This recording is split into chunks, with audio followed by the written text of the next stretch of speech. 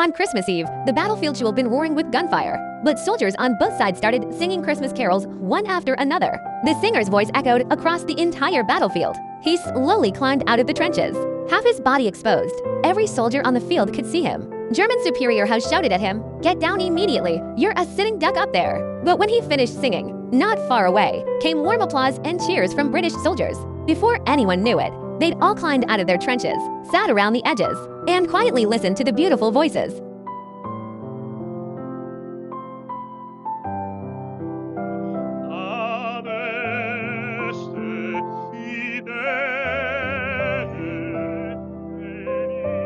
With the singer's vocals and the priest's accompaniment, the dangerous war zone was filled with peace. The singer held up a Christmas tree and greeted the British soldiers. Good afternoon, Englander.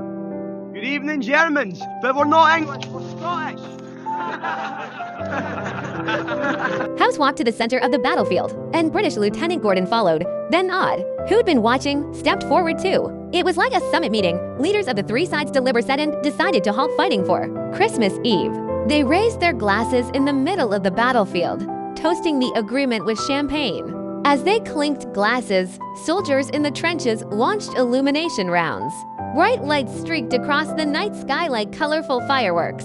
Soldiers cheered in unison, and everyone climbed out of the trenches, stepping carefully towards the center. At that moment, there were no enemies fighting each other, only ordinary people wounded by war. They were all physically and mentally exhausted, tired of war, and longing for peace. German soldiers traded chocolate for wine with French soldiers. They gradually warmed up to each other, pulled out cherished photos, shared their stories, and drank, chatted, and sang like long-lost friends. The priest began to pray, and everyone gathered around. They took off their hats, set aside their ranks.